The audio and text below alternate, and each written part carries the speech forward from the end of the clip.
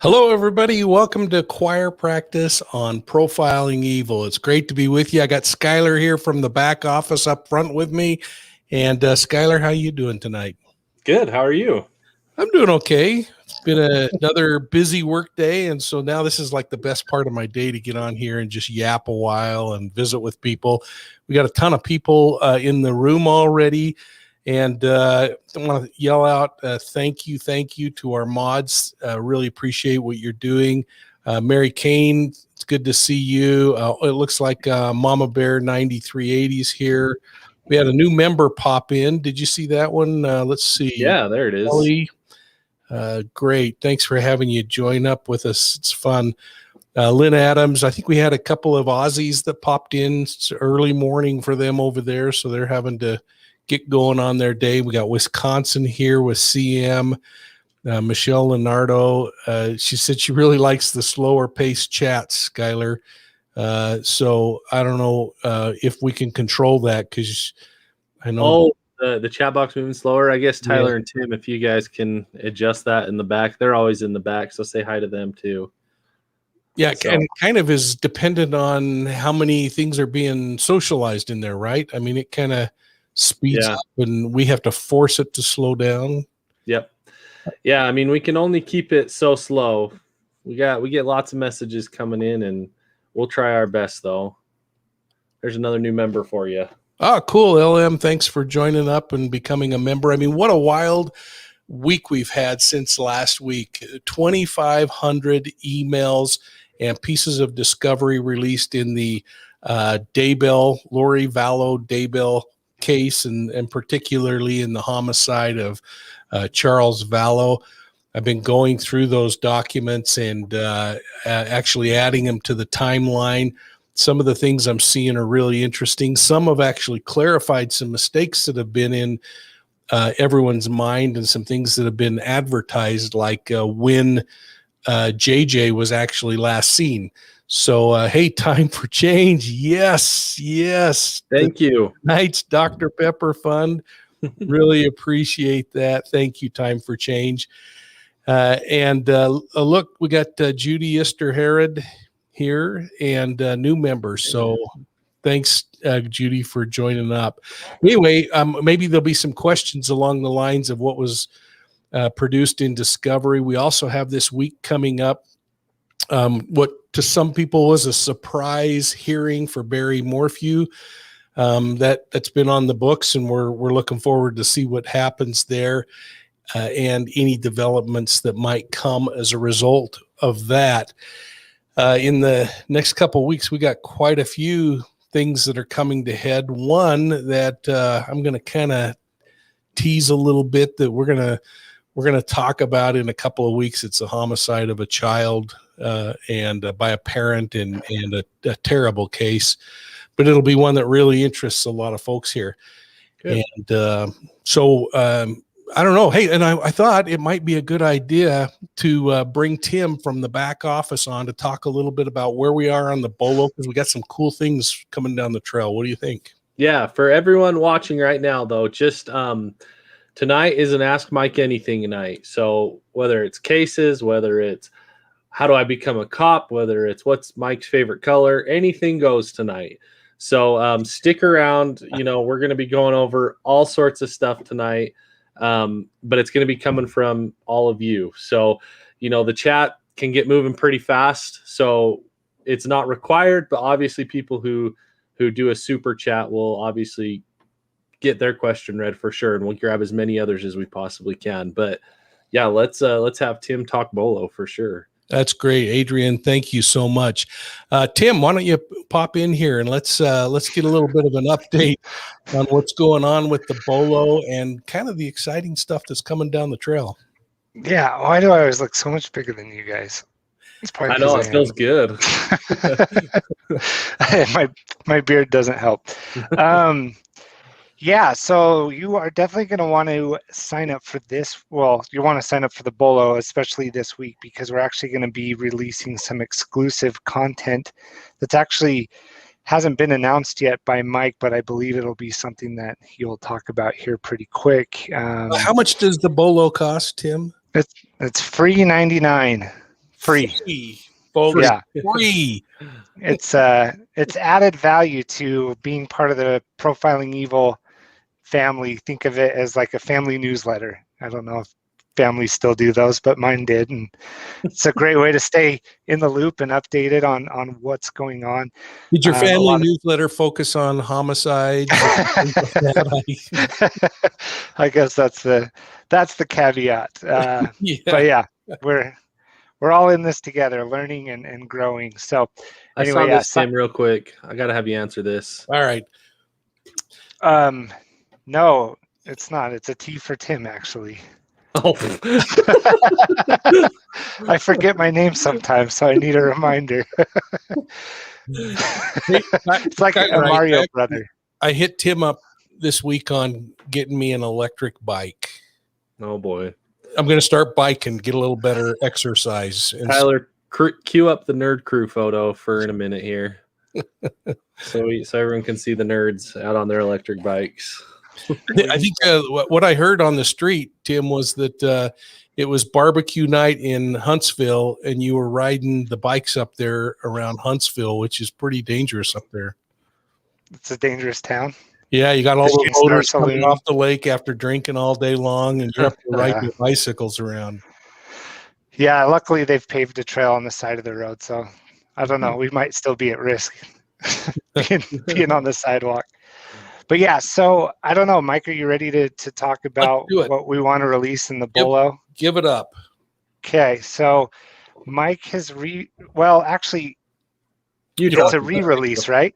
Yep, I'm going to take it. So everybody, if any of you happen to catch today, we announced that we have now released She Knew No Fear. This took the old book, Jane, I did many years ago, much smaller version, and updated it. We added investigative techniques. We talked about how genealogy was used in the investigation.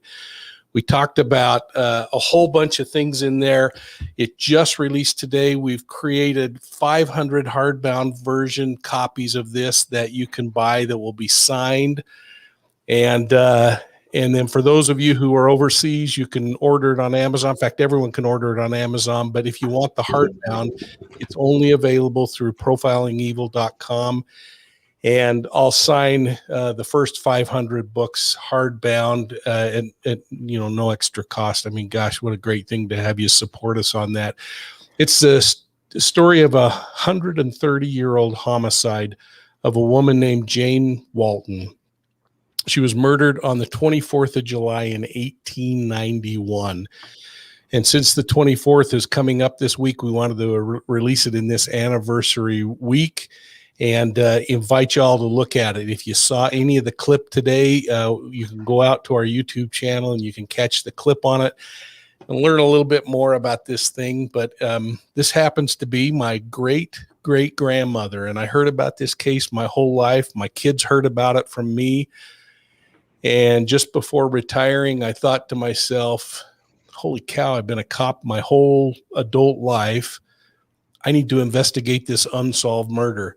And it took about 10 years, and with help from a whole lot of experts, genealogists, and I think even the heavens, we were able to solve this cold case mystery. I even found, believe it or not, the original arrest warrant from the 1890s for the person responsible in the basement of the county sheriff's office in this little community where this happened. And they happen to have the box of archives going back that far. So I think you'll enjoy it. It's a crazy story. And it's like I say in my little promo, it's the most amazing case you've never heard of. So we'll see. So Tim, what are we going to do with all that? Yeah, so we decided that we'll release the first chapter in the BOLO. So what you'll do is you'll get an exclusive link to download the first chapter. So for those of you who are signed up for the BOLO, which is hopefully everybody watching right now, we're going to be sending you the first chapter for free to give you a sneak preview. So yeah, keep an eye out for that. That's released this Wednesday. So you got a couple days to get signed up. That's great. Thanks, Tim. And again, folks, you can order She Knew No Fear at profilingevil.com. And that's where you'll get the hardbound version that's signed, or you can just go to Amazon and order it there as well in paperback. It said it was sold out real quick. It said it was sold out, but it's not. We fixed it. You guys can order it when we went across. So those of you who have been on the site already, it should be fixed and you should be able to do it. Oh no. Hold on just a sec, Mike, because we have a few super chats I want to get to before we start doing some of these others. If Good, let's do it. So we're going to get right into it. So those of you who have not been here for an Ask Mike Anything, I think this is only our second one we've done. But it's an anything goes, literally ask Mike anything. And we want you all to just, get your questions asked, whether it's cases, whether it's about life, whether it's about Mike's life, whatever, just ask away. We're here to answer what we can. And obviously super chats will get the priority and we want to make sure all those get read, but it's not required. We're going to get to as many as we can. So first one from LM, Mike, if you could solve one case right now, like have a magic wand and prosecution on board, which case keeps you sleepless at this moment? Well, sadly, LM, there are a number of cases that really, really trouble me.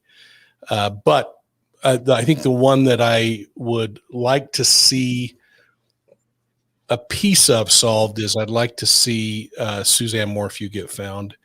And then I got a whole batch of people that are right up with her on similar kinds of cases. And I saw someone popped up a question. What do I think the hearing on this week on with Barry Morphew is going to be? Keep in mind, there were 7 charges against Barry Morphew, and he has to be taken through the process. So it could be either an arraignment. It could be a preliminary hearing. I don't know that there's anything new that he's been charged with. So I'm suspecting that it's either a pretrial hearing where they're going to argue about whether some evidentiary things can happen, or it could be one of those other things that popped up, the forgery or other kinds of things, and it becomes a prelim. They haven't really tipped their hand. I've been looking on there every day to see, but as soon as we know something, we'll pop it up. And I'm hearing lots of this is what it is, but nothing official yet. And you know me, I just don't put stuff up until I see somebody else put it up and make it official. That way, I think we always remain really believable in what we say. Awesome. So Missy, hey Mike, did you get a chance to look into Amaya Robertson's case? I sent you interviews of her mother, of her not mother of the year. Okay. Of her not mother of the year. Missy, I do remember that. And I remember looking at it, and it's just in that stack of to-dos to get back to. And I love your quote about her not mother of the year. Thank you. But yeah, it's in the stack. And that's probably a good thing to talk about is when you submit things through the evidence room, folks, and maybe if the back office can pop up the evidence room just to kind of show how that works. The more information that you put in there, the better chance we have of digging into the case and doing something with it. So when you go to the evidence room, you're going to have the ability to scroll through, add some content. Don't just put in, hey, you ought to look at this video by another YouTuber and do a case about it, because those are kind of a dime a dozen. But for those of you who, and we've had many of you on this channel who have done this, the more information you put in there, the more compelling it is for us to dig in and start piecing together the parts that we're missing to try to make some kind of an idea. So something laughing there, Skylar. I don't know how I feel about this comment, but I'm going to pop it up anyway. All right. Skylar is good looking. Let's see. The rest of the comment, I don't know. Let's see. Skylar is good looking, like Mike Summer, Moonwells, and Morphew. So I don't know what we're trying to say here, folks. Yeah, I don't know exactly what you're asking there either, but I'll tell you, we're seeing a lot of interesting things happen in the Summer Moon Wells case, and you know, this is a case that actually Don Wells and his son lived very close in northern Utah to where we live. I believe his son is still living here. There have been some interesting things happening about whether Don has said some things or Candace has interpreted what is out there that he may have said. But this is going to be interesting to see unfold. I really enjoyed a couple of YouTubers that I watched that said some specific things about where Don may be or how he feels right now, who he may be talking to, whether he's home or not. Haven't seen Don post anything on his Facebook page that has showed me anything. So this will be interesting. And I missed that last one that popped up. I was asking for a link to the hard copy, link for signed hard copy. So there you guys go. Oh, great. Okay. And can't they just go to profilingevil.com and just click through the links from just profilingevil.com? Yeah, it's the first thing you'll see on the web page or on the website. Okay. Is that. And, so, yeah, I couldn't get in that book because I'll tell you that's a labor of love. That was about 10 years. There's a part in there that I'm not going to tell you about now, but I actually had the mayor of Salt Lake City riding in my car with me at the time, and we stopped in, and a little old lady in a Chamber of Commerce building shared some earth-shaking things that just changed the whole direction of the case. So perfect. Well, okay, yeah, no, sorry, that comment, I couldn't tell if they were trying to compare me to some of these people we don't really like very often right now in that comment. They said you're good looking like these men. They're a little scary. Well, I hope that's not what they're saying, because I've known you all your life. So okay. She clarified. We're okay, Michelle. We're on good terms again. You and me are friends again. We're okay. Is it on Audible, Mike? Your book? No, but it will eventually be, and there's been some questions about that for Deceived, and that Audible thing's a little more difficult getting through the hoops than we thought, but it's coming in Audible for Deceived, and we will eventually put She Knew No Fear in Audible as well.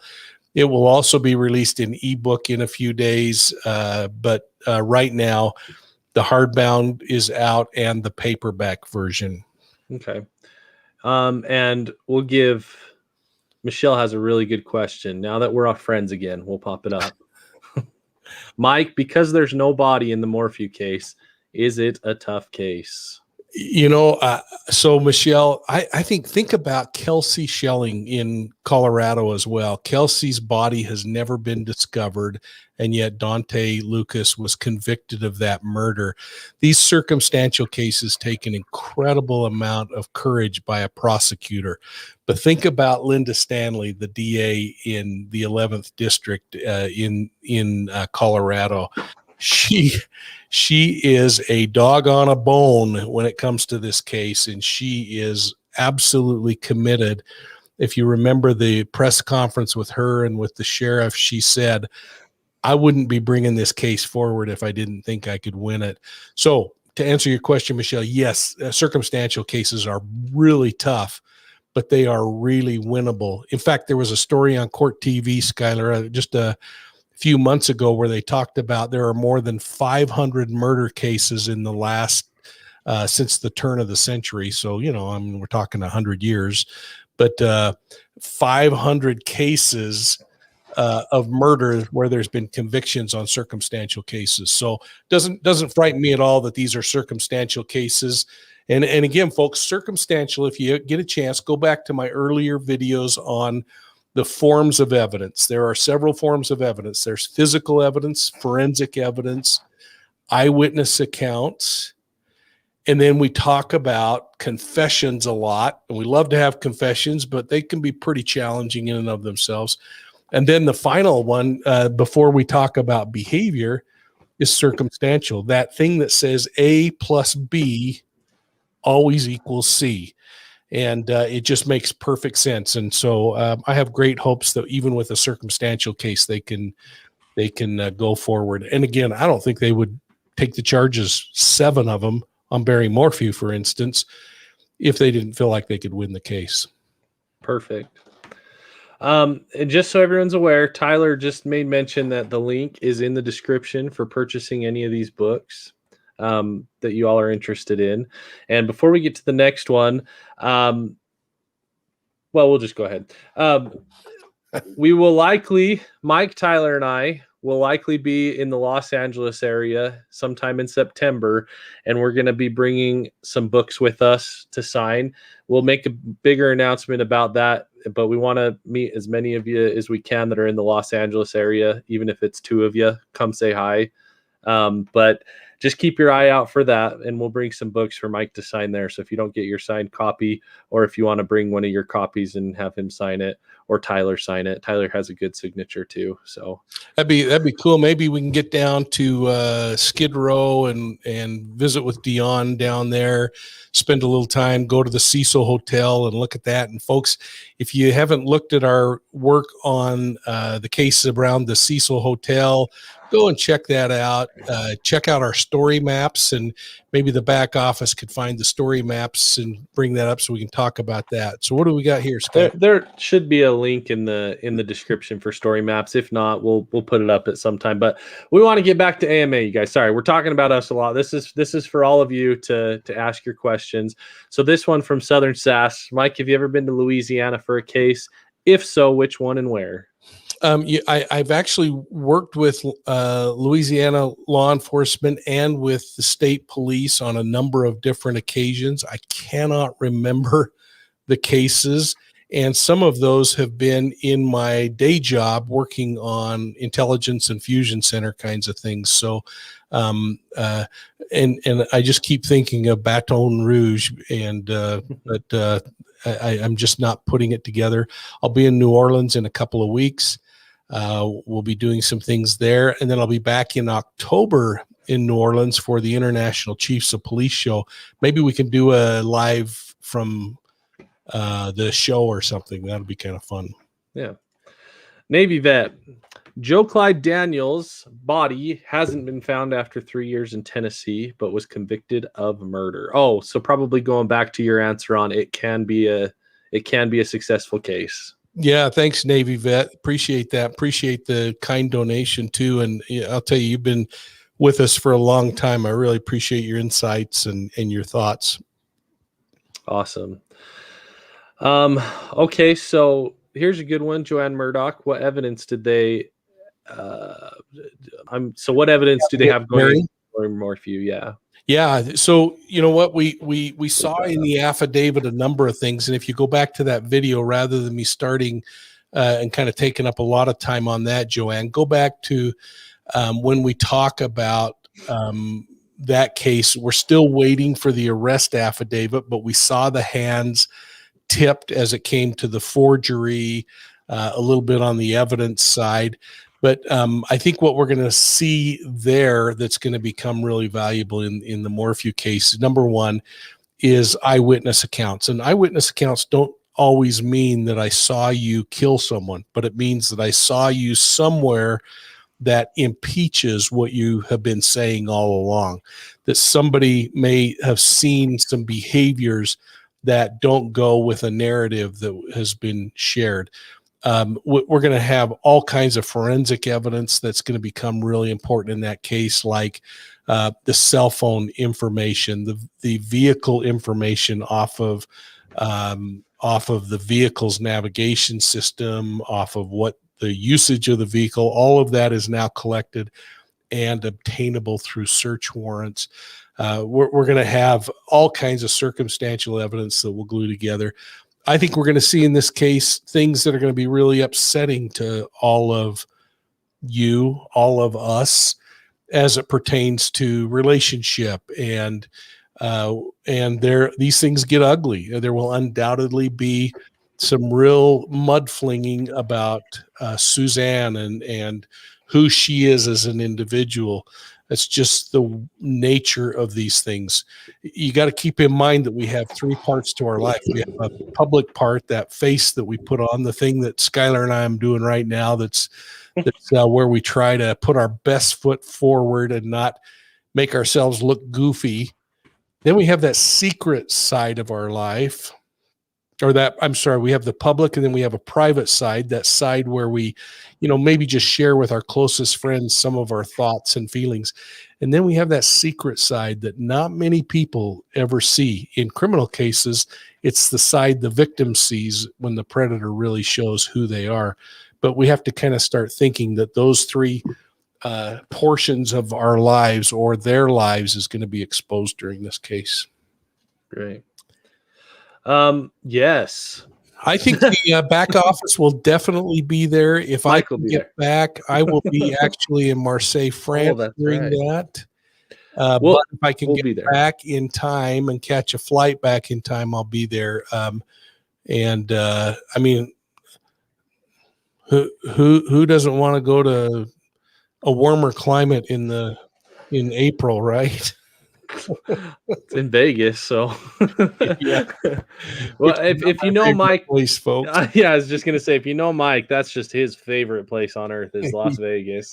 Yeah. But anyway, Mike, do you have horses? It looks like Miss Cowgirl Archer has horses. Oh, sweet. No.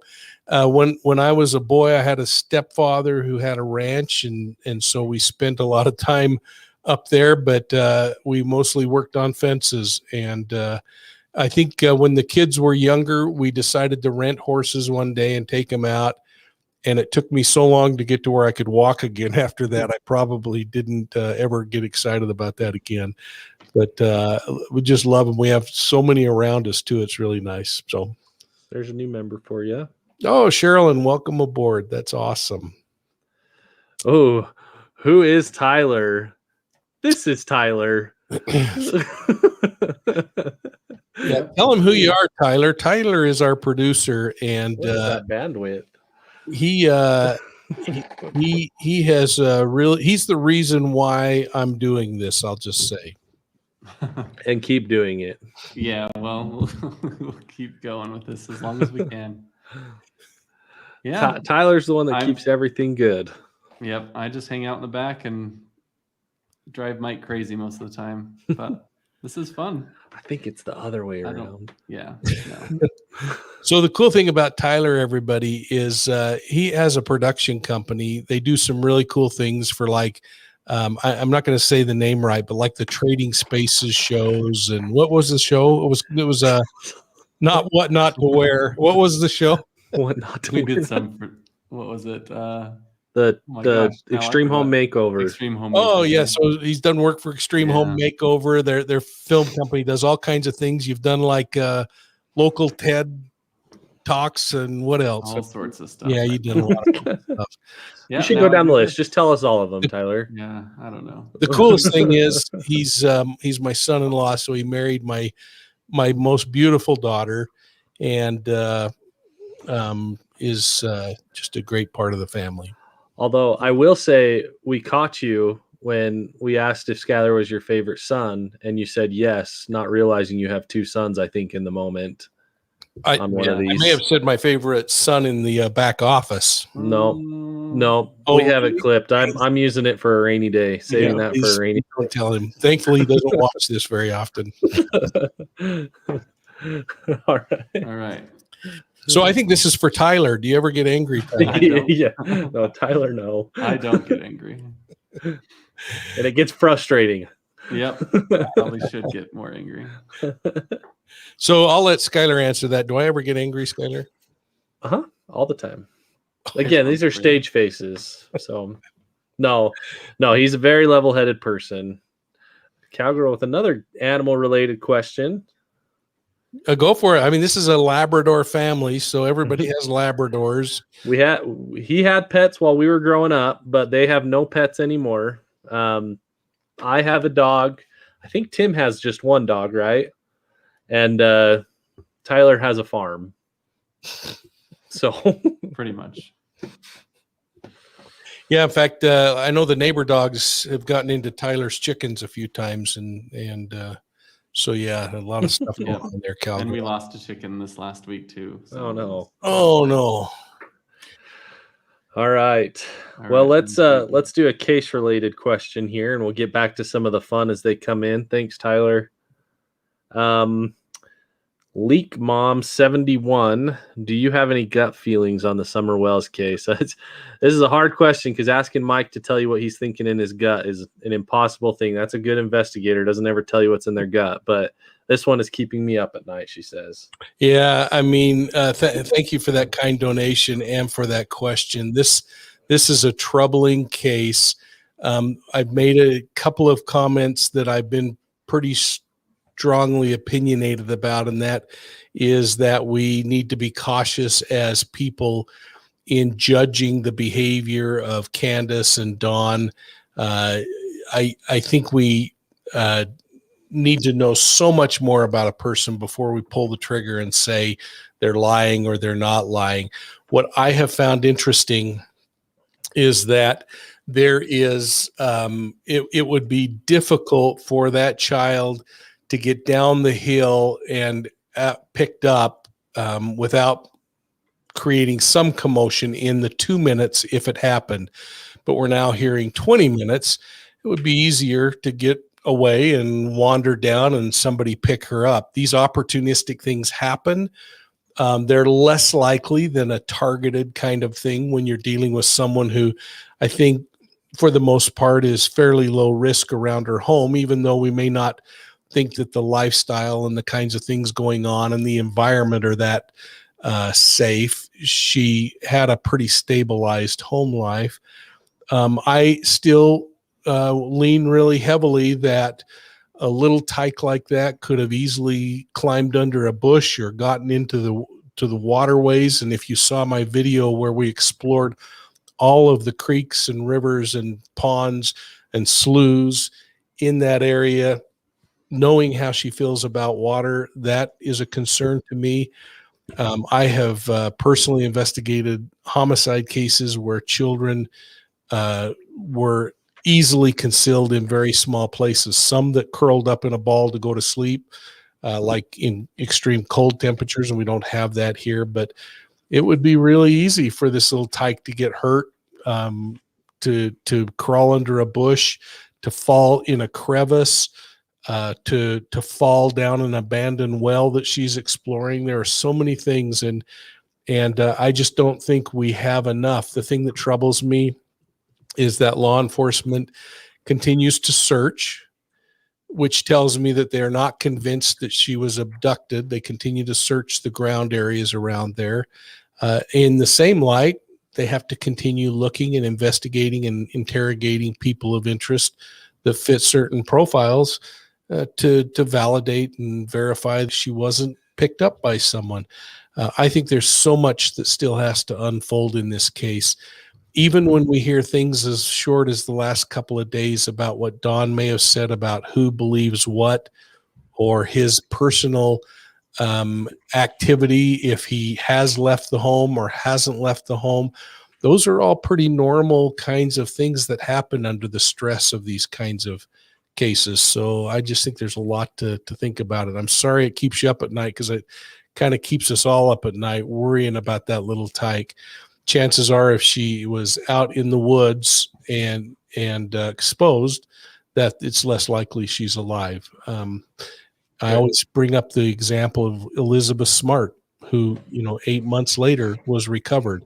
So we cannot stop looking. All right. I can take this one. Do we get a signed copy of the book if we purchase through Amazon? You do not. It's only the hardcover books that are coming through the website, everybody. So let's see here. We've got some more. So again, we're doing, for anyone joining late, we're at about 1,300 people, and we started when I first talked about this at 500 or 600. So we're doing an Ask Mike Anything right now. We'll try to keep it to an hour, but if the questions keep rolling in, we'll make Mike stay. But it's an opportunity to ask about cases, life, what Mike likes to eat on a Friday night, anything you want to know, what color Tim's beard is, anything. I mean, I think we all know, we saw it, but anything you guys want to ask, please. And we're not only keeping it to the super chats that are being popped up. Those do take priority for obvious reasons, but we're going to get to as many questions as we can. We want to see what we can get answered. So here's one from Michelle Leonardo. I wonder if killers are getting smarter in their mind because of watching the true crime channels. Just Man. wondering your thoughts. Michelle, I think you're absolutely right. I mean, that's a question that I ask myself often is, are we educating? Now, there were ghost stories out there that some of the most recent people who have been arrested in some high profile cases were connoisseurs of true crime podcasts, and that they employed things that they learned in them. We know that in the 60s, when we were getting people for crimes by leaving fingerprints at the scene, that as soon as the offenders started figuring that out, they got better at it. They're in the business to not go to prison. So they're going to continue to look for ways to get better. And so the thing that I always find solace in is that in most types of crime, there are passionate things that happen, and that always leaves evidence behind. But someone who really plans carefully can do a lot to prevent things from being discovered or uncovered. And we've seen that. But even in cases where they work pretty darn hard, the DayBell case, for instance, they buried these bodies. They ensured that they weren't going to be smelling. They did things to the bodies to keep them from decomposing too quickly. Even in those circumstances, law enforcement still won so far. We still found those bodies and still brought that in. We will see criminals who will get better at not using their mobile phone or getting a throwaway phone. But you know what? There's always something that's left behind.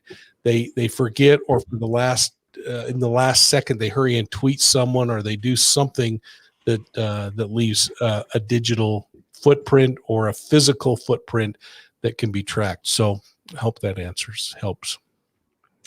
Mike was never a police officer in Denver, Colorado. She's thinking she's seen you somewhere, maybe. Who knows? Oh, I don't know. Well, That's great. I don't know, Debbie. I can't see your name without thinking about pretzels, and it makes me want to drink a Diet Dr. Pepper. And we gotta do. I'm so sorry, everyone. We forgot our wonderful Diet Dr. Pepper sponsor of the evening.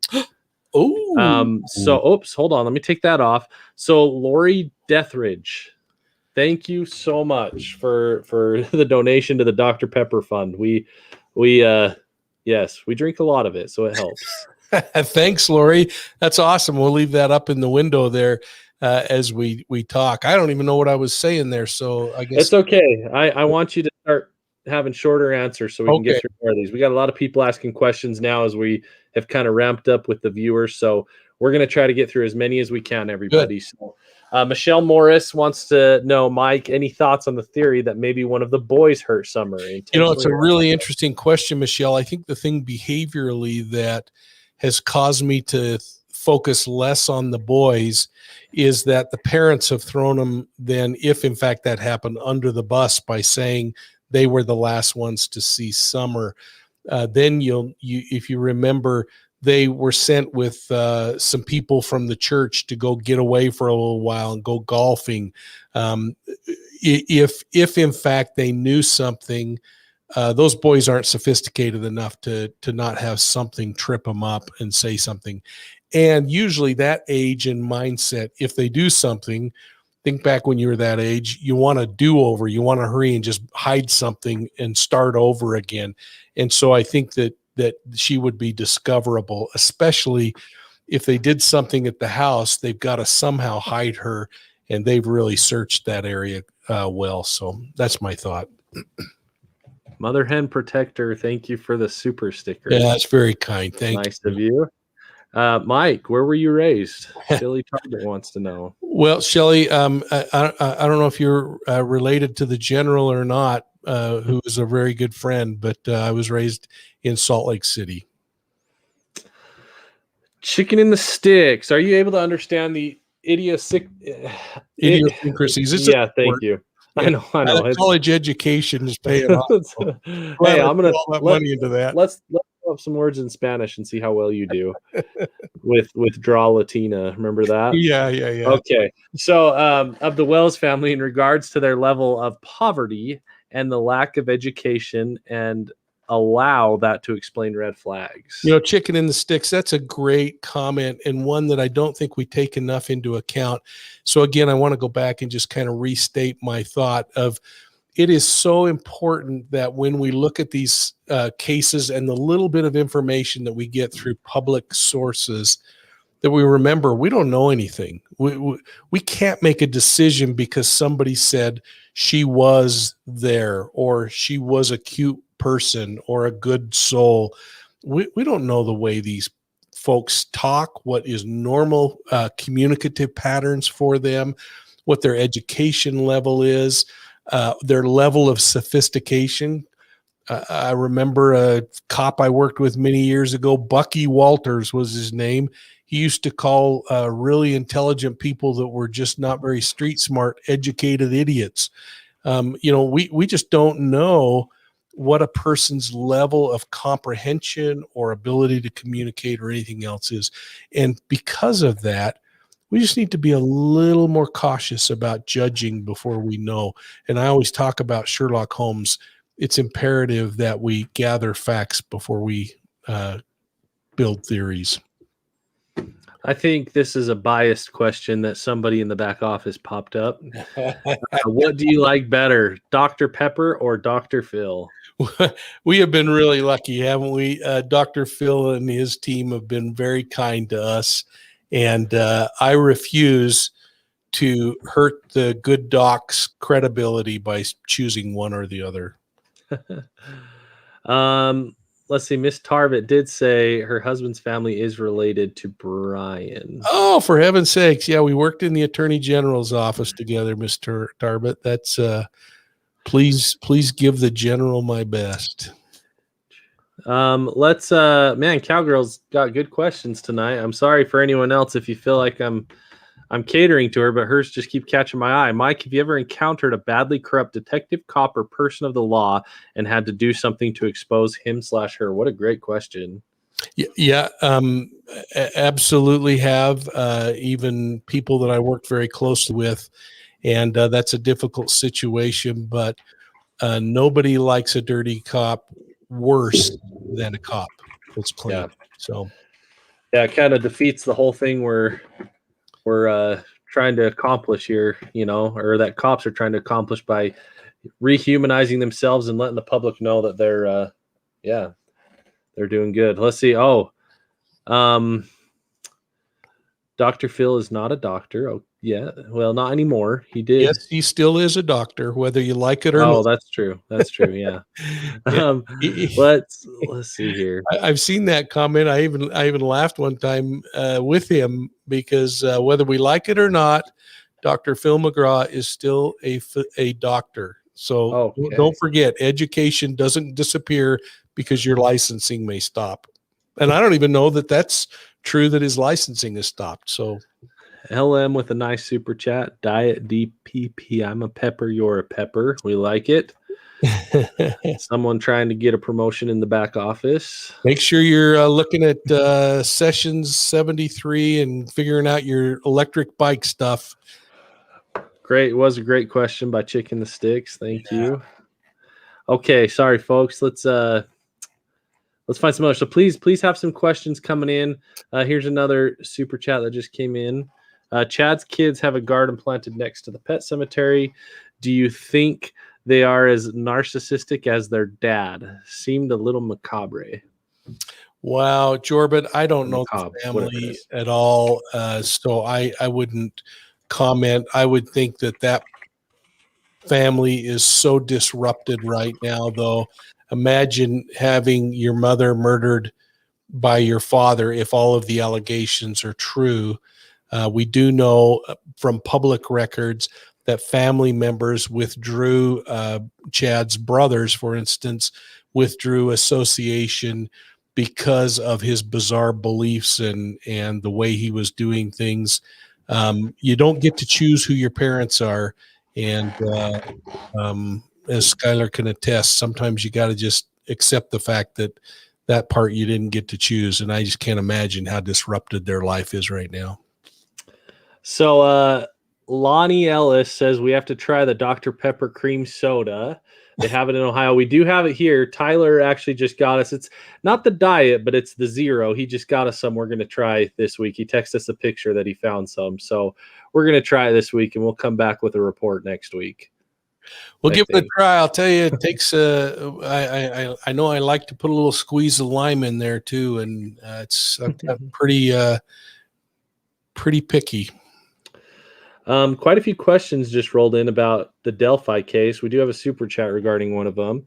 What's the chance Delphi being perpetrated by a cop or a former cop? It seems he knew a lot to not leave DNA, or it seems he knew how not to leave DNA.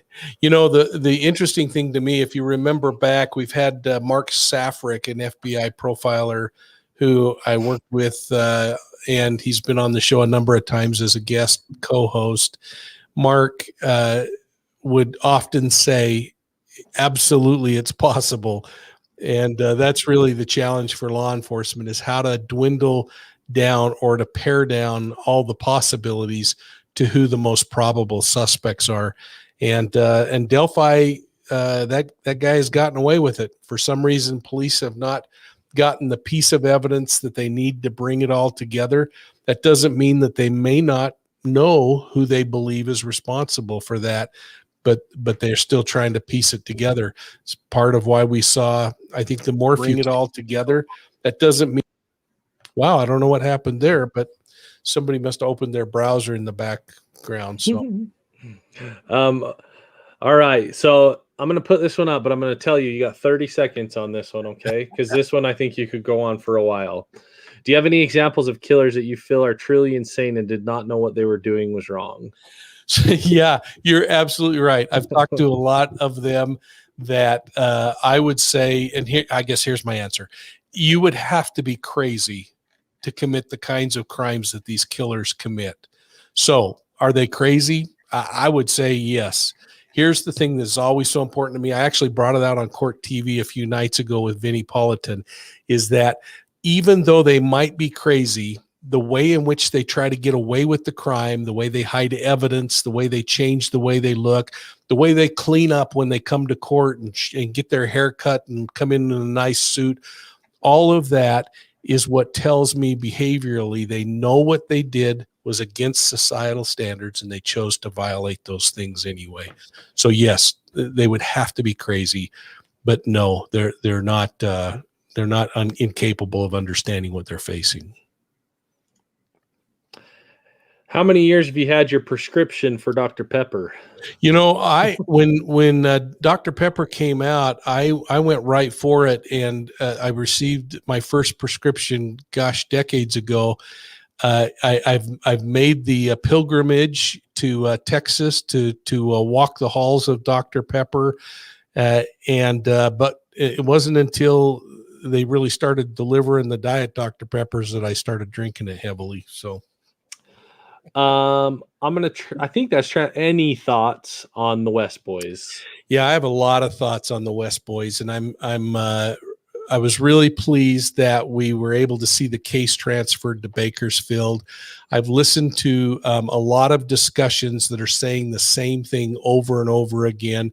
If you go back to my early videos on the West Boys, where I break down the location and what the most probable ways in and out and how reliable Dad's statements could be based on the time frames and those drive times, you'll get a good sense of whether I believe there is deception or not. I've also spent a lot of time looking at the video from the neighbor and exploring that.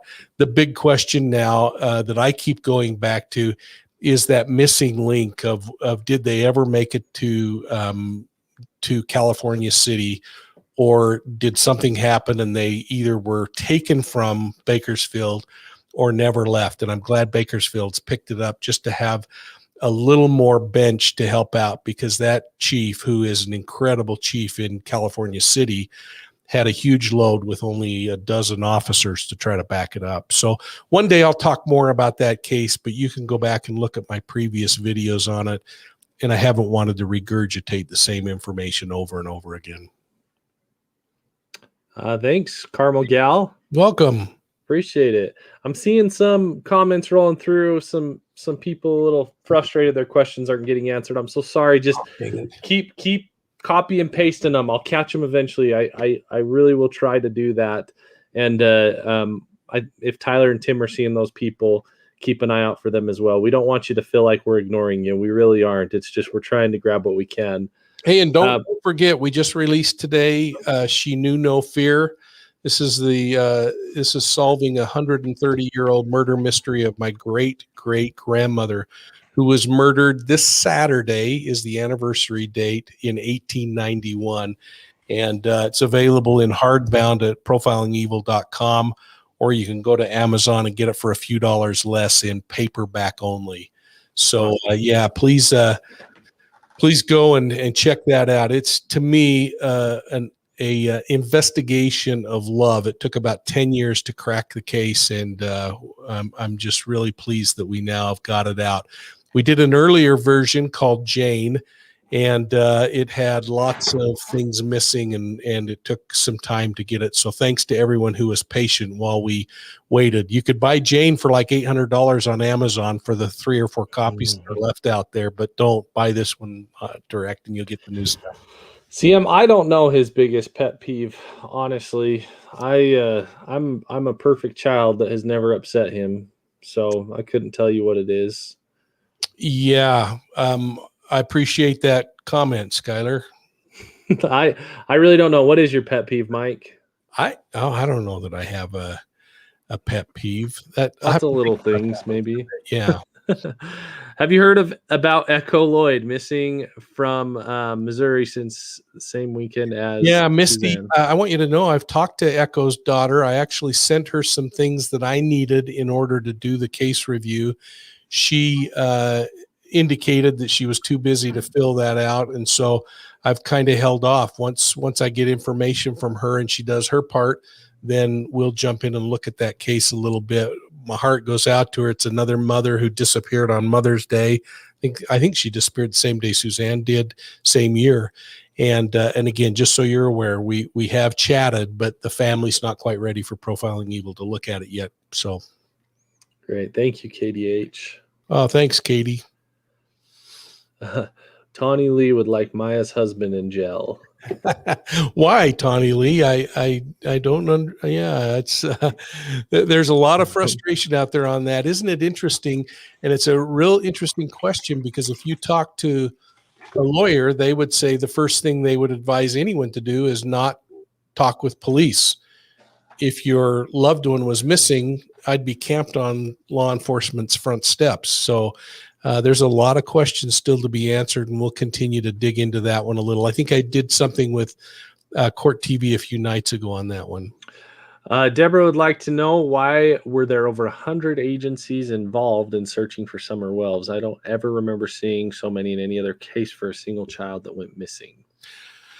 Deborah, I don't know if you could maybe email us something that supports that there were 100 agencies. I don't know where there would be 100 agencies in rural Tennessee. There certainly would be 100 plus people from different policing agencies, but you'd have local, county, so regional, state, and federal people jumping in. You might have search and rescue and other components. But gosh, 100's a lot. So yeah, thanks, Deborah, for the question. I don't have a very good answer. I don't know. A huge Diet Dr. Pepper fan. Love it. What is, and remember, short answers, what is the hardest case you've ever worked? Hardest case I ever worked was the murder of a little boy named Ian Wing, a 7-week-old baby who 3 different police agencies looked at the case before it fell on my desk. This was back when I was running a project called the Utah Criminal Tracking and Analysis Project. And it took about 5 months, and I got a confession from the father for murdering his son. But 3 other agencies had looked at it and been unable to bring it to prosecution. And it was a case that we took all of the regular evidence, sat it on a shelf, and went back and looked at it from a behavioral perspective. And it was really a tough one for me, not only because of the child and the age, but because he had gotten away with it through 3 investigations. So, question from 12-Step Woman. Your thoughts on Chad and Lori being haughty enough not to bury the kids somewhere they won't ever be found? Backyard is pretty obvious. Well, you think about it. Interesting. Sometimes I've talked to a lot of predators. If you remember the interview I did with a serial rapist, he said that every time he committed a sexual assault, he would run from the scene to be seen, and then he would return back and hide in less than a block from the place that he committed the sexual assault, because law enforcement would never look in the immediate area. So it may have been really smart and just backfired on him too. Sometimes we would, we'd all think there's no way they would bury these people in their backyard. So I don't know. I mean, it's kind of a mixed bag. Here's an interesting question. Did Mike have arresting authority for nearly 40 years, I think?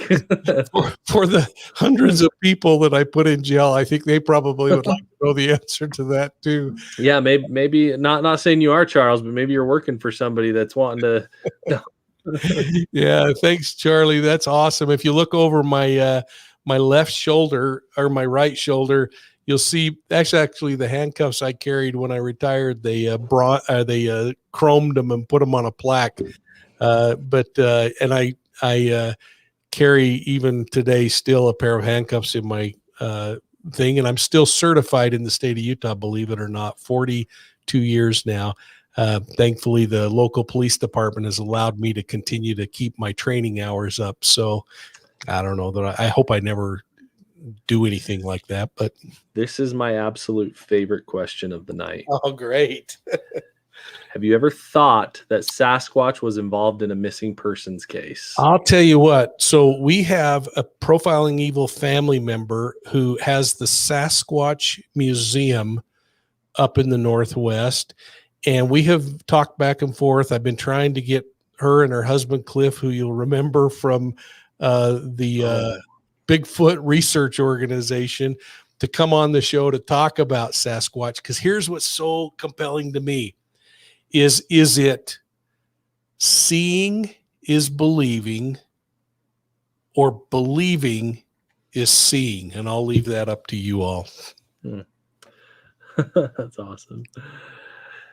Triella, greetings from Mexico City. I've been watching your channel for a while, and your job is amazing. Thank you, Triella. Well, Triella, thank you. And just so you're aware, if you go to Teotihuacan, and the curators of the temple down there are friends of mine. I actually met them many years ago. I was touring the facility. It was shortly after my Emmy Award-winning film, Who Killed King Tut, came out.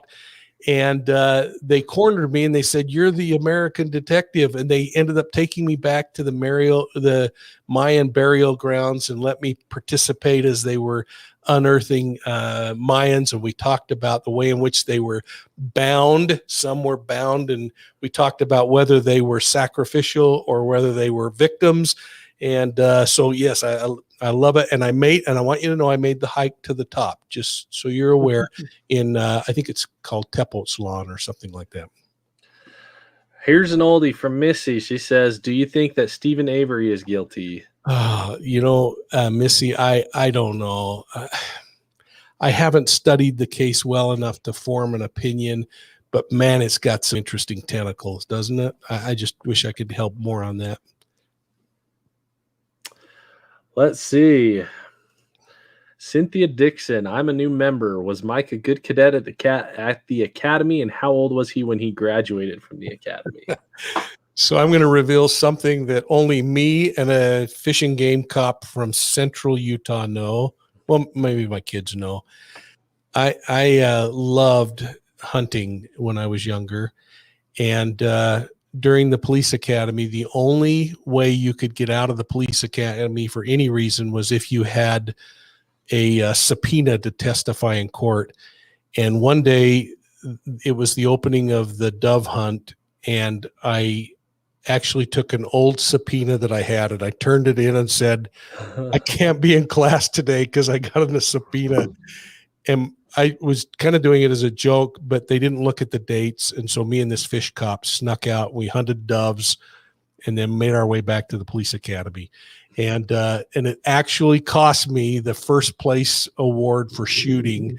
And a guy named Guy Dodge from the University of Utah Police Department actually became the best shot in our academy class because I was out goofing off. It's a good excuse for not getting best shot. Yeah. All right, let's see here. It looks like we had a couple super chats come in. Will Murdaugh. Will Murdaugh. Yeah. Case be solved. Will You know what? Murdaugh, I case be don't solved. know. Yeah, I don't know anything, Angela, about that. I'm sorry. Yeah. So if Angela, if you want to send it into the evidence room, please do. Send in as much info as you can, and we'd be glad to see if we can get him to look at that. Mrs. Kojak is a Diet Coke addict. We know a doctor that'll write you a better prescription. Yeah, the repentance is available to everyone, Mrs. Kojak. Let's see if there's any. I had someone asking about the Attorney General Yes. and some things to do with the Attorney General. I don't know if we can go back and get that, but anyway, let's see. Here's I think that was Tyler asking that, and he's gone now. Let's focus on your crew here. So there's another one for that one. So you guys will have to please send that in. That. Give us some information and we'll look into that. Janet Pirate, I have heard that Don Wells left his wife. It is on Unmasked and on. I lean toward Don hurting Summer, but now leaning to his wife. That's interesting, Janet. I don't know what you used to kind of lean toward that assumption. I know that his past domestic violence was troubling to some. It was never against the children that I was able to see, although one case, Candace said that she feared for her children's safety. This will be interesting to see unfold and to see really what happened again. Think of the stress.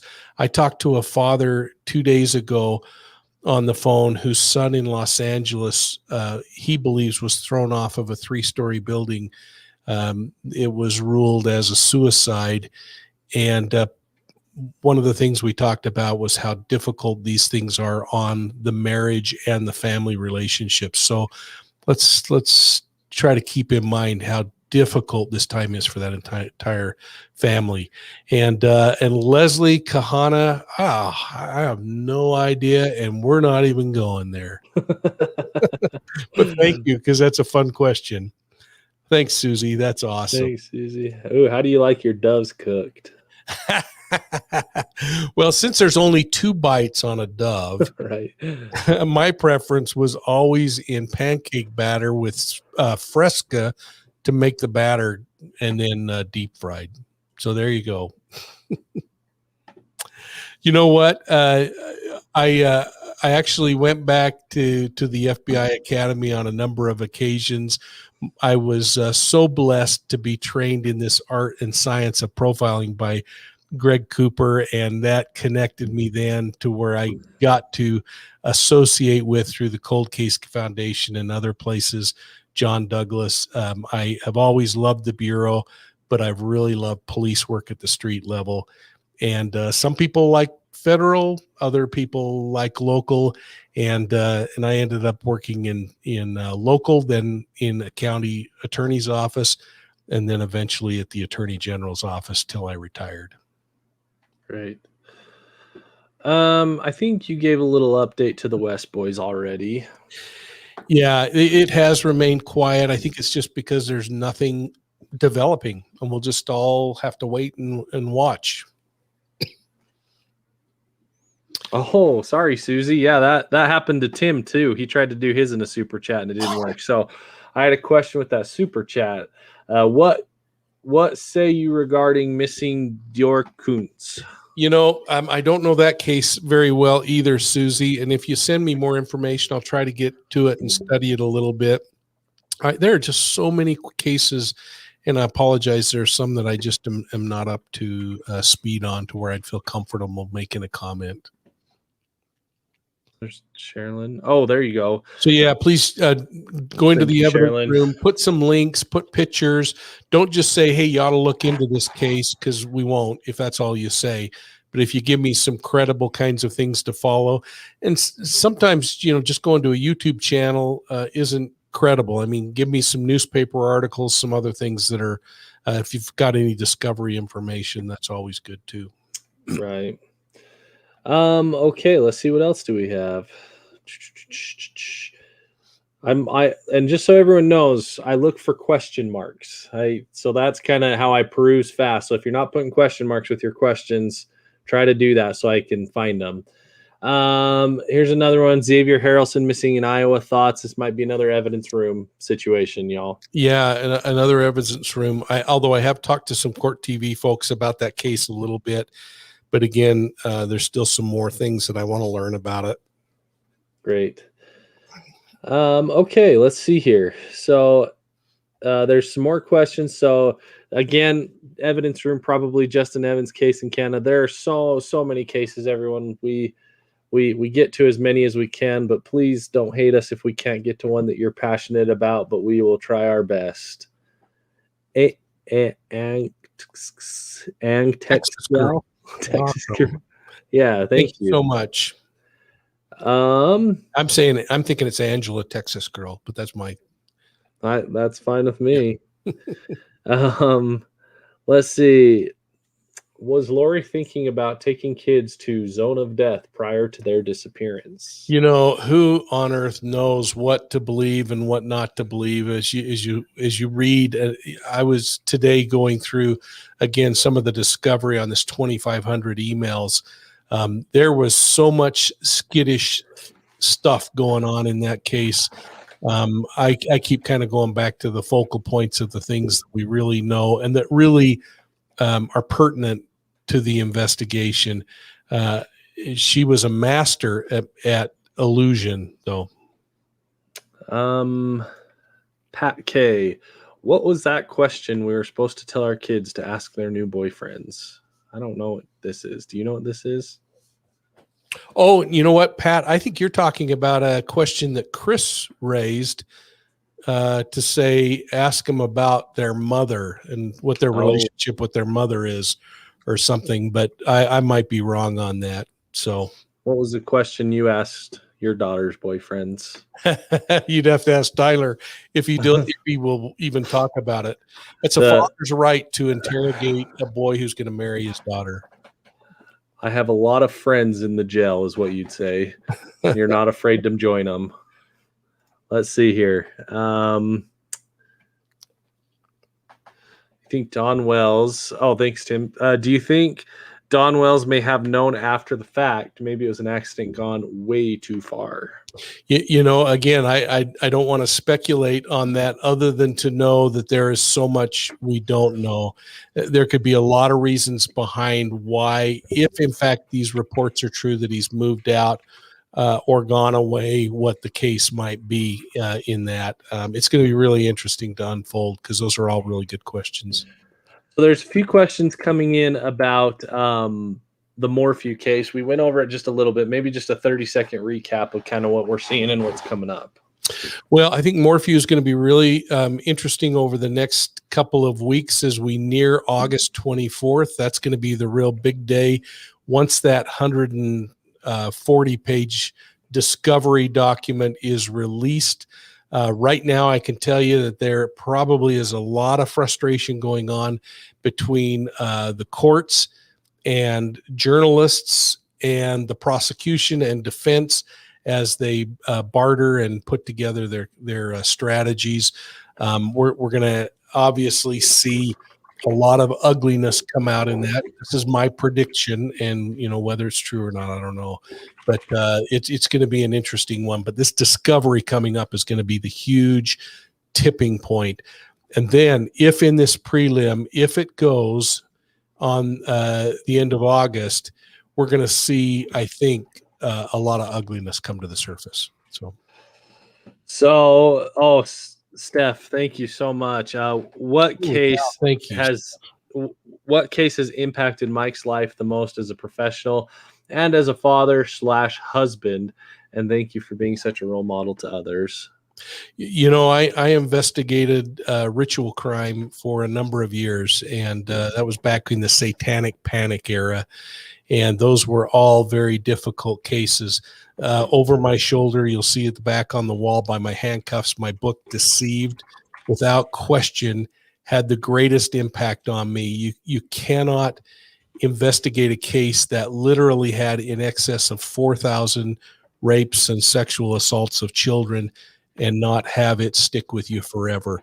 And now to be reunited with those children then, who are now women in their 45-ish age range, has been really a sweet capstone to a whole lot of years of wondering how they turned out. Thank you so much, Steph. That's too kind of you. We don't deserve that, so we appreciate you. Here's a great one. Any updates on Ellie and her mom, Angela? That's so neat you would ask, Susan. I actually was on the phone with Ellie a few days ago. We talk on a fairly regular basis. Ellie is doing well. She still doesn't have communication with her father other than very superficial discussion. Law enforcement only periodically touches base with her, which is frustrating. She deserves to know where they are, and it may be that they are nowhere. She still has no communication with her extended family from her father's side. They have had no conversation with her, which is really sad.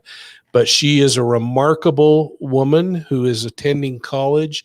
She has a job. She crashed her car a couple of weeks ago, and so she's getting her a new car, but thankfully she wasn't injured in that. So we continue to monitor that and follow it, and I promised Dr. Phil that I would continue to look at that. We've done some things behind the scene to help in that investigation, and we'll continue to work that one. 12-step woman for Maui girl, I think. Your thoughts on Chad's kids remaining alive? Well, I mean, it's wonderful that his children are alive. I don't think Chad had a reason to focus on them. They, for the most part, had gone off and started their own lives. The challenge that JJ and Ty Lee presented is much different than the challenge that they would have had with Chad's kids. Not to say that something couldn't have developed. You know, that's how revelation in these wacky minds works. Is comes pretty easily when something doesn't work the way you want it to. What do you think of Mr. Means, Lori's lawyer? You know what? He's doing his job, folks, and while it might be a big old burr under our saddle, it's the right thing to do, and he needs to fight tooth and nail for his client. And at the end of all of this, it will be good, because it'll be that much less, or there will be fewer things that they could ever appeal. Yeah, the only way for the justice system to work is if both sides are equally fought for. Yep, agreed.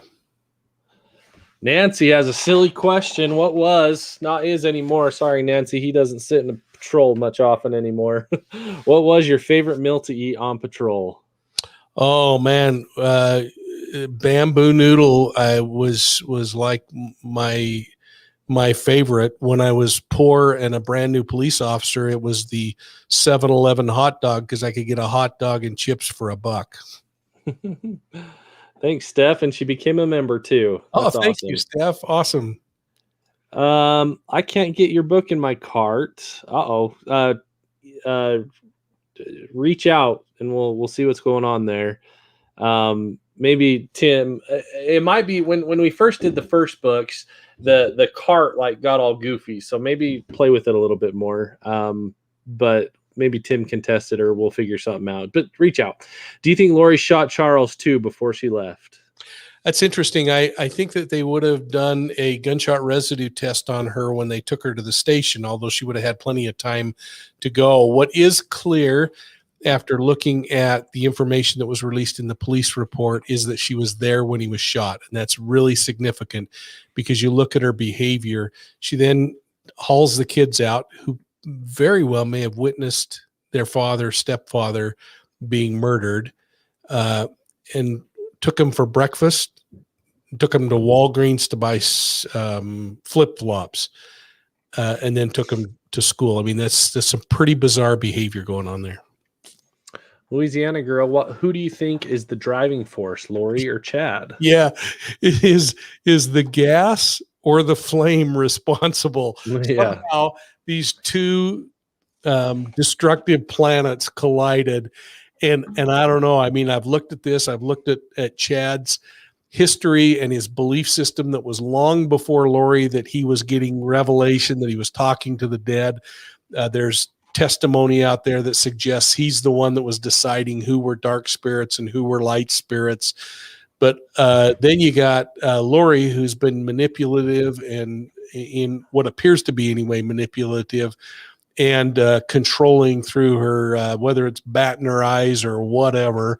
And all of a sudden, this kind of rather mundane guy, in my opinion, has this, by many accounts and descriptions, pretty girl batting her eyes at him. And somehow these two planets connect and everything goes goofy. I don't know. It's going to be interesting. So Boston girl would like to know when you take time off, which isn't often. He works for his job all day long, his actual career day job all day long. But luckily his hobbies include this kind of stuff. So it's kind of time off, kind of not, but he doesn't. Yeah, that's so nice, Boston girl. I appreciate that. Thankfully I can work from my basement and sneak up and work from the cabin and other things. So, okay. So I have another one here. If you could ask Barry one question, excluding where is Suzanne, what would you ask? That's a good one. Yeah. I would just want to know if he's guilty. I would want to know if it was worth it. Yeah, that's I remember the now I'm forgetting his Chris Watts that show, and basically that's the type of question they asked him at the end there, and I mean that I think is that's a rough question to be asked. I think that shows the true colors and gets them to realize it and start telling you details. Yeah. Anyway, how do you know Marie Osmond? That's funny. Thanks, T Diva. Did I show the pictures or something? I think so. I think it was a friend of a friend of a friend that made it happen, type of thing. Yeah, I actually met Marie when we were both. Well, she's a little younger than me. I was 18 and she was 16, I think. And we took a picture with my hair long and everything. I was at the airport, and years later, the former manager for the Goo Goo Dolls, who also was very close with them, I told him about it, and he told her, and she said, "Have him come to the show." And the next thing I knew, my wife and I were sitting on the front row at a table all by ourselves at the Donnie and Marie show, and then spending time with them after. And we got our 40-year later photo taken together. It was kind of funny. And she was incredibly kind. And so was Donnie. I'm kind of upset that you haven't hooked me up with Goo Goo Dolls tickets now. Oh, well, yeah, that's pretty frustrating. Well, I think that's a kind of a fun story because we also are very close with a fellow who was married to Tim McGraw's wife and not sister. And he called one day on the phone and said, "Hey, Tim's coming to town. Do you want to go to his concert?" And I laughed and said, "I don't like cowboy music." And the kids were in the car like, wait. And he happened to be on the line, and he just burst out laughing, and we talked and had a fun time. And I think somehow that ended up with you meeting Brad Paisley or something, didn't it? I can't remember how that happened. Something worked out.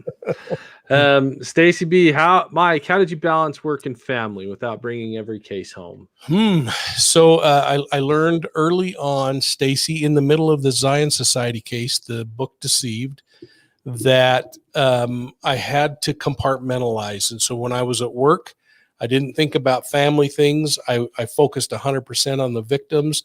And when I came home, I wasn't the kind of cop that carried a gun with me off duty. In fact, I think most of our people that have known me didn't even know I was a policeman. So I've just tried to separate the two lives and work on it. Oh, how can I contact Mike? Email profilingevil@gmail.com. Thanks, Terry. If you need to get anything to us. Schottenkind says from Germany, so I'm assuming that's how you say it, Schottenkind or something like that. You're the German speaker. So what is the reason some killers tell what they did with a body and some don't? Has it to do with their personality, with the shame, with remorse? How can you get them to speak about it? Thank you. And where I'd like to know where you are in Germany, but bottom line is, to some, it's about legacy. And so they're very pleased to make sure you know who they are, what they did, the number of victims that they had. To others, there may be a level of embarrassment and wanting to keep a narrative. In some cases, that private side of their life and that secret side of their life is kept even from their closest loved ones, and they will continue to avoid answering truthfully because they want to keep the narrative that they have with their loved one. So it really boils down to, in the interview strategy, trying to understand what is motivating them or what will motivate them further down the line. So that would be my my thoughts anyway. So great. Well, let's get just a few more here. We've gone about an hour and a half. Thanks everybody for being here. You're also kind to take time. Thanks a lot. I don't know. We haven't even talked about. Please sub if you're on here and you're not a sub. Would you please hit the subscribe button and join the Profiling Evil family? Make sure you're ringing that bell so you get notified when we do stuff. It really it's obviously helps us as we grow, and we've been able to grow at just a really wonderful rate. So thank you to all of you.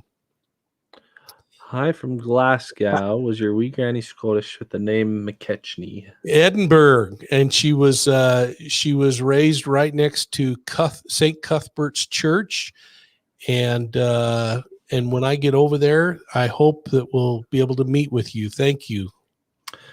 Thanks, Laurie, for the new member. Cool. Thanks, Larry. I think Carly Kinnenmont, this is one that I think we've mentioned needs to be an evidence room one, right? There are so many cases, and please go to the profilingevil.com /evidence room and submit those to us so we can, and make sure you submit as much information as possible. We don't have a whole lot of time that we can, this isn't a full-time job for any of us. This is something we do on the side for everyone, and we can't do a whole lot of preliminary investigating. So, that's a good one. I pulled the trigger and wanted to put this one up. That's a good one. I hope you'll all listen in on our audio podcast on Wednesday. I'm going to be talking to a killer, and I've got the recordings that no one else has ever heard that I'm going to be playing as part of that podcast on Wednesday, the audio portion on your favorite podcast platform. And then on Friday at 6 p.m. Eastern, we'll play the video version where you'll get to see the Predator as we talk. And I'm actually going to be talking about it from two different phases of his life. He will die in prison, and might be interesting. So that might answer your question, Sean. That's all he's going to say, though. We're not going to let him give anything away.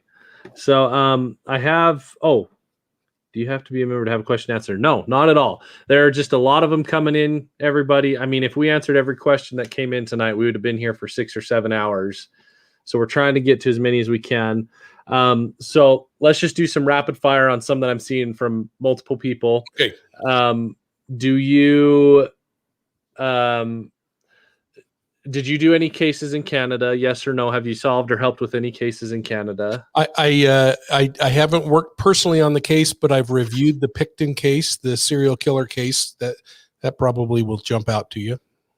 Another one had to do with lie detector tests. If I gotta mention too. Also in Toronto, I toured Billy's Museum of Mummies and Shrunken Heads, and he actually cornered me at a conference that I was speaking at and took me to his house to show me his shrunken head collection. And he actually had Ramses the First in his house. Skylar, I don't know if I ever told you this story. I remember that. And we reached out to the museum in Atlanta, who paid him $1 million to get Ramses returned back to Egypt. So wow. So do cops tell the person taking the lie detector test their results?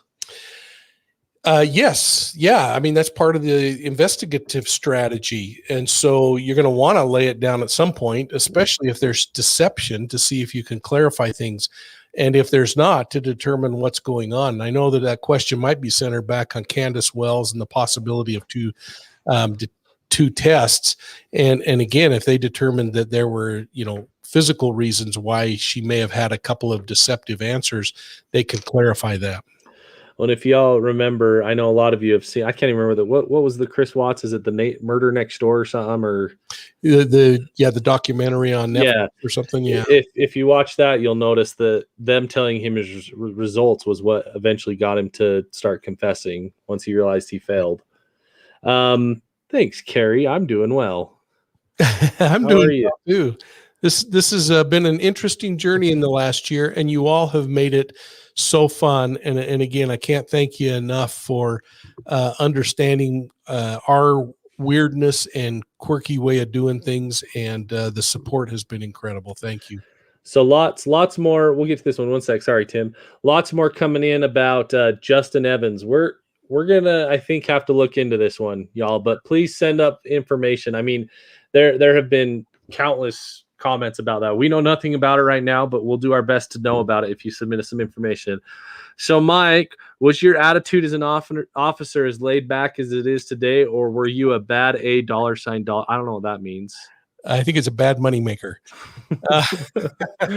You know what? I had a great career, and there were times when I played good cop. There were times I played bad cop, but I always have had, for some reason, been blessed with the ability to focus on behavior, not make things a personality thing. And one day we'll talk about a guy who shot 14 rounds at me, and I ended up visiting him in the hospital for weeks after, just because he needed a friend. So sometimes even the guy that shoots at you becomes a friend. Yeah, not many people get letters and art sent to them from people they've put in prison for the rest of their lives. Yeah, that's true. We'll share that sometime. Let's see here. Oh, wow. 5P. Thank you so much for that. If there was supposed to be a question on that, please get it in the comments. I'll have Tim looking for that as well. And man, I hope everyone will join us next week. We're going to have our anniversary show. And I don't know who's coming on. The back office has just been talking to some of the friends who have helped make us along the way. And so please join us for choir practice next week. We're going to have some visitors pop in. So that'll be fun. Again, I keep seeing it. Everyone with Justin Evans, we know nothing about it right now, but we will do our best to start learning about it. It seems like one you all are very interested in. So I think you all have convinced us to really start diving into this. Yeah, and I saw a couple of things on there. Yeah, I know that Linda knows a lot. She'll be on next week, I think, won't she, to say hello, and we'll talk about that. You've been asking about the behavioral panel. I think those guys are just exceptional, and actually have an email out to them. So we'll see what happens there. Great.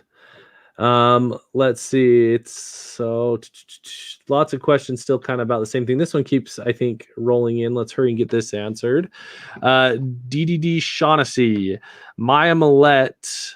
If police are called out to a neighborhood for hearing gunshots, how would they investigate this call? How would you go about doing this? Was Larry approached? Yeah. So a lot of questions surrounding whether those were truly gunshots or something else that was picked up on camera. I think there's going to be more information come out. Clearly, law enforcement was concerned, and it makes you wonder if they were leaning toward the fact that those were valid shots. Even colleagues of mine have said they're valid shots. I don't know that. But there was enough that law enforcement went in and seized all of his weapons. Some that, according to state law, were in violation, and federal law, others that were not. So a lot more will come out on that, I'm afraid. Nikki, thanks. Very cool to have you join with us. Thank you so much. Yeah. Well, I think we could probably start wrapping up. We usually only go about an hour, and we tried to drag it out an hour and a half. It seems like so sorry. It is on me if Mike didn't get a question answered. Don't think he's ignoring you. So keep those questions in your minds, because we will be doing this again. We'll do this more often. This seems to be a pretty popular way of doing this, don't you think? And we want to make sure your questions are answered. So Laurie Smith would like to know, I'm from Minnesota, and in 2003, a little girl, or a little 5-year-old, Leanne Warner, disappeared after walking to a neighbor's. Have you ever heard about it? Yeah, I actually have a number of colleagues in Minnesota, and we have talked about this case just superficially. And again, it's one of those that I don't have enough information to feel comfortable on, throwing some ideas out, but I am aware of it, and we have talked through it. And boy, these are tough when these little tykes disappear. I've seen a few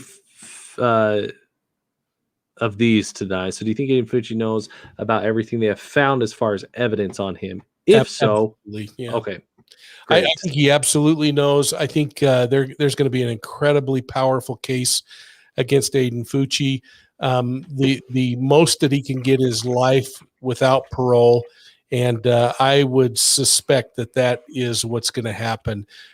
Tristan, this student athlete, suffered terribly, and we're seeing things unfold now, especially with comments he made like last week that came out in Discovery that are going to be just crushing blows to anyone that sits on a jury. Awesome. Well, we are, I think, wrapped up here, everybody. Thank you so much for being here. Again, sorry if we didn't get to your questions. We will try to keep doing this more often so questions can get answered. But again, thank everyone for being here. All those who super chatted, we do appreciate it. And we tried to get as many non-super chats up as we could.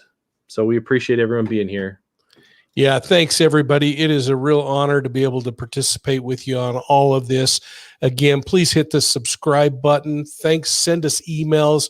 I try to read every one of the comments and the emails that come in. I'm sorry I can't respond to everybody, but it's really meaningful to me to know that you really are thinking through these things, and the way in which you ask your questions, you just take the top drawer on everything, and I really appreciate it.